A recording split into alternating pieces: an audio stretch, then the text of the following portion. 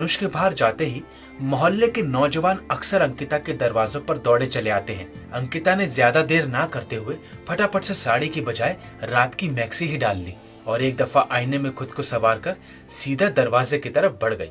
अंकिता ने दरवाजा खोला तो देखा सामने हाथों में एक खाली कटोरी लिए हुए एक बहुत ही सुंदर और नौजवान सा लड़का पूर्व खड़ा था, जिसे अंकिता एक नजर बस देखती ही रही। और एक दफा तो पूर्व ने भी अंकिता को सर से लेके पांव तक निहारा था और बस वहीं अटका रहा। गोरा सा रंग, जरा जरा से लाल होंठ और गोल सा आंखों पर नजर का चश्मा। जिम जाता था तो बॉडी से भी अच्छा लगता था, मानो अंकिता की निगाहें तो बस उसकी बॉडी को देखने में लग गई थी। पूर्व भी अंकिता को इस कदर ताड़ रहा था कि जैसे आज सोच के आया हो कि कुछ तो अंकिता से लेकर ही जाएगा। फिर कुछ देर में अंकिता की तंद्रा टूटी और वो होश में आई। उसने अपनी नजरों को यहाँ वहाँ करते हुए कहा, हाँ पूर्व बोलो। ये सुनकर पूर्व भी जरा होश में आया। अपने हाथों में ली हुई कटोरी को आगे बढ़ाते हुए बोला, जी भाभी जी, वो जरा सा अचार चाहिए था, मिलेगा? फिर ये सुनकर अंकिता अपने बालों को बांधते हुए बोली, हाँ 1 मिनट। और फिर पूर्व की नजरें पूरी की पूरी अंकिता पर थी। अंकिता ने बाल बांधने के बाद पूर्व को अंदर आने को कहा। खुद सीधा किचन में चली गई। पूर्व अंदर आया और घर में यहाँ वहाँ सब कुछ देखने लगा।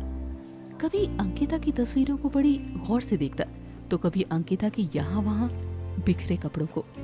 इससे पहले वो कुछ और देखता। इतने में अंकिता आचार लेकर चली आई और आचार से भरी कटोरी बड़ी मुस्कुराहट के साथ पूर्व को पकड़ाते हुए बोली, ये लो पूर्व। पूर्व ने कटोरी पकड़ने के बहाने से अंकिता के नरम नरम हाथों को छूकर अपने अंदर लगी कहीं आग को और ज्यादा भड़का दिया। अंकिता को पूर्व के इरादे जरा सही नहीं लगे तो अंकिता ने फटाफट से सवाल करते हुए कहा, अच्छा तो कुछ और चाहिए आपको? पूर्व की फिर से एकदम से मदहोशी सी टूटी और बेमन से बोला, जैसे चाहता बहुत कुछ हो मगर कह नहीं सकता हो। जी नहीं भाभी जी, वैसे भैया कहाँ गए हैं, नजर नहीं आ रहे। चले गए ड्यूटी पर आपके भैया हमें यहाँ छोड़कर, और हम बस हो रहे हैं बोर यहाँ। ये सुनकर पूर्व ने मौके पर चांस मारने की सोची और कहा, अरे आप अकेली क्यों हैं भाभी जी, हम हैं ना आपकी खिदमत में हाजिर। बताइए क्या करवाना चाहती हैं आप हमसे। ये सुनकर अंकिता चौंकते हुए बोली, हैं? क्या बोले आप? पूर्व अपनी गलती को छुपाते हुए कहने लगा, अरे भाभी जी, मेरा मतलब है कि आप बताइए कोई काम हो तो हमारे लायक, हम बिल्कुल फ्री हैं, कर देंगे। अंकिता ने हाथ जोड़ते हुए और दरवाजे की तरफ इशारा करते हुए कहा, जी नहीं, जाइए अब हमें नहाने जाना है। और इतना कुछ सुनकर पूर्व अचार की कटोरी लेकर चलता बना। अंकिता भी बुदबुदाते हुए दरवाजे तक पहुंची और दरवाजा बंद कर दिया। और यहाँ दूसरी तरफ धनुष सिंह त्रिपाठी को एक केस के चलते किसी कॉलेज में इन्वेस्टिगेशन के लिए बुलाया गया था। धनुष के कॉलेज के बाहर पुलिस वाली जीप आकर रुकी।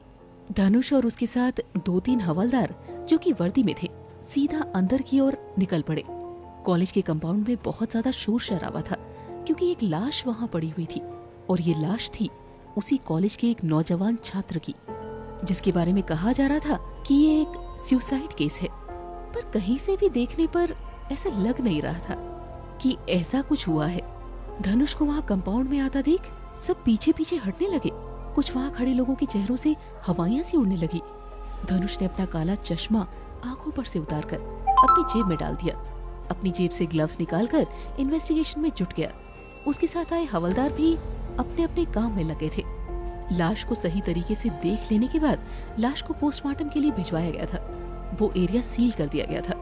इस काम के चलते धनुष ने सबको कॉलेज के हॉल में इकट्ठा कर लिया था और वहीं पूछताछ की गई थी।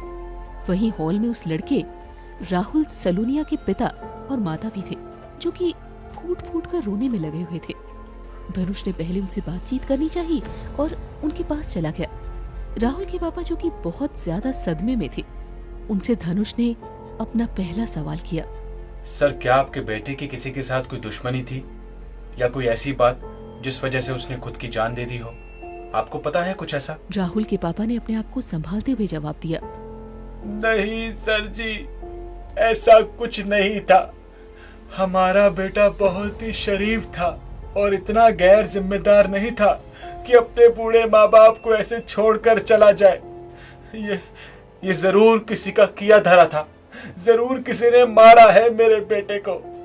और वो फिर से फूट पड़े। इतना सुनकर धनुष ने उन्हें शांत रहने की नसीहत दी।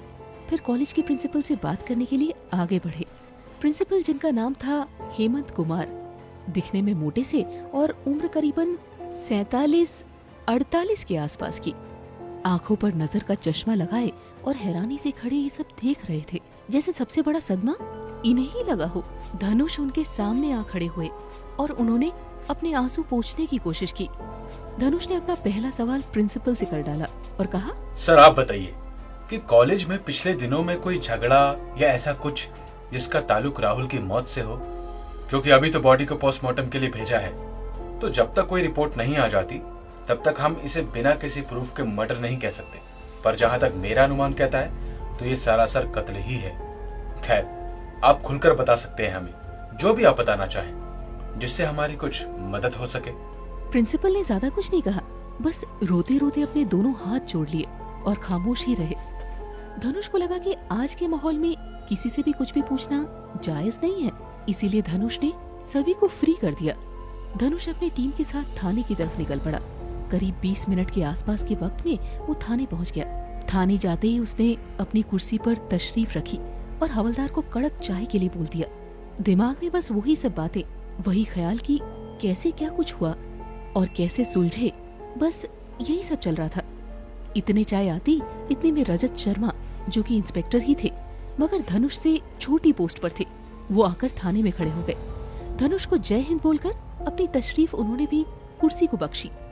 धनुष अभी भी उन्हीं ख्यालों में कहीं गुमसा था। ये देखकर रजत ने अपना सवाल पूछ डाला और कहा, सर हाँ, तो क्या रहा उस नए केस का जिसकी आप आज इन्वेस्टिगेशन पर गए थे? धनुष ने सीधी और साफ बात करते हुए कहा, पता नहीं यार, अभी तो कुछ पता नहीं चला। कोई कड़ी ही केस की खुलकर सामने नहीं आई है। क्या बताऊं? हाँ, बस जहां तक मुझे लग रहा है कि ये केस मर्डर है, पक्का। ये सुसाइड हो ही नहीं सकता। अभी तो पोस्टमार्टम की रिपोर्ट भी नहीं आई थी और धनुष का इतना पक्का दावा देखकर रजत हैरान हो गया था और कहने लगा, वो कैसे सर? आप कैसे इतना क्लैरिटी से कह रहे हो कि ये मर्डर है? धनुष ने हंसते हुए कहा, अरे भाई, वो ऐसे कि उस लड़के राहुल की जो डेड बॉडी है ना, चलो छोड़ो, रिपोर्ट आने दो, तब समझाऊंगा।